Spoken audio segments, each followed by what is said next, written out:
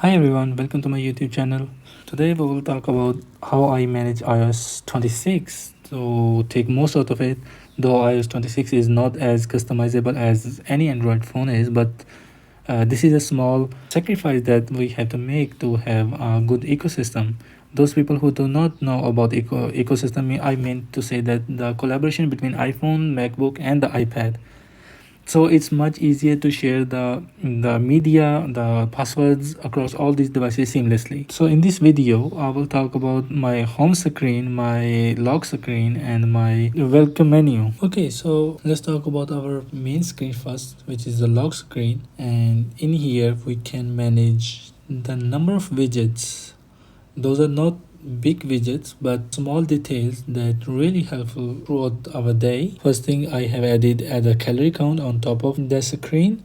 It's not Apple or any other company, Samsung or Huawei or Xiaomi. All these companies do not give the 100% accurate results when it comes to the calorie count, but you get the rough idea, and it's good enough even though you're calculating from the watch or from the phone itself. So it gives you the rough idea. And at the bottom I have my calendar, and it tells me all the events throughout the day, whichever I have to attend the meetings, etc. So beside that I have Gemini live talk. So it's much easier to just press the button and just go to the live talk, and Gemini will listen to you, and like this one. So if I have anything to say or anything to ask, I can directly ask from Gemini. And beside, there's a small button of SoundCloud. I just click on it and it just get me to the directly to the music app. You can add another music app at the bottom. Flashlight and camera, as usual, Apple gives some of the customization, but for me I think this is the good enough. And the next screen is the control panel. It's a bit funny looking control panel, but it's good for me. It's most helpful for me because I have really big hands, so I can reach from one side of the screen to another side of the screen. Maybe this kind of view would be a problem with those people who have smaller hands, but for me it's much easier to adjust the brightness, adjust the volume, and other controls. So Apple usually offer the 2 or 3 types. You can scroll to the main screen and you can add two or three different type of control and your favorite ones. In here you can have your favorite ones, but I don't like to have favorite one. These are the all controls that I need, and it's good enough for me. So on top of that, Wi-Fi, data, and quick notes, and these are look aesthetically a bit more clean than the usual one.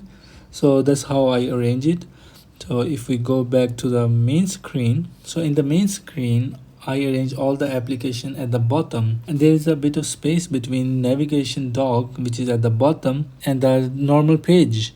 So they should be there. If I click on it, it can be easily arranged here, but I don't know why Apple chose to have a space here. But it's Apple, they never listen to us, so they only listen to the investors, even though we are the one who are giving them money, but it's Apple. So the next thing is today's view. I arrange my today's view based on the application or the things that I have used most, and on top of that, of course, the battery for my even my headphones or AirPods or watch. So it comes on the top, and on the side I have my Bitcoin. You can have another stock if you are into that kind of things. Otherwise you can leave the space and increase the battery space to a bigger widget. And at the bottom I have Grog, and as you can see, previously I had Gemini, now I have Grog. So I have all the AI based applications, so whichever gives me the best, so I choose those. After that I have the task, and today's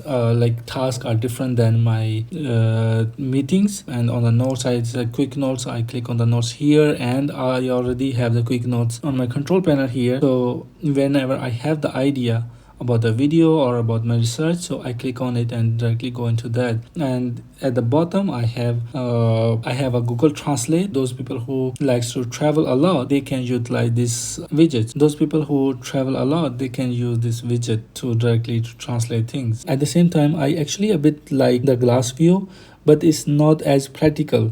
There's a difference between what you like and what is practical. So for example, in here is, if I go on the daytime, it's not as visible, and that's why I always keep my all the icons in night mode, so it's much easier to be visible.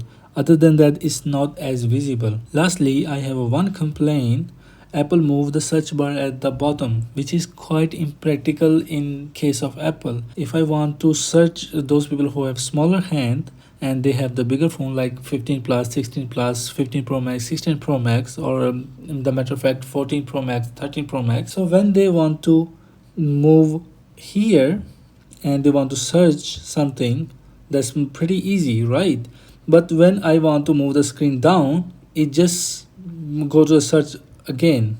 You see, I'm trying to move the upper screen down like this, but it just don't let me do that many most of the time. So that's the problem with this. And this is how I managed to make everything most out of it. I hope you guys really like the video. Thank you so much for watching. If you want to know more about ecosystem, I'll make another video for you guys. Thank you so much. Please let me know your thoughts and let me know how you manage your applications and today's view, and more specifically the control panel, and I would love to hear from you guys. Thank you.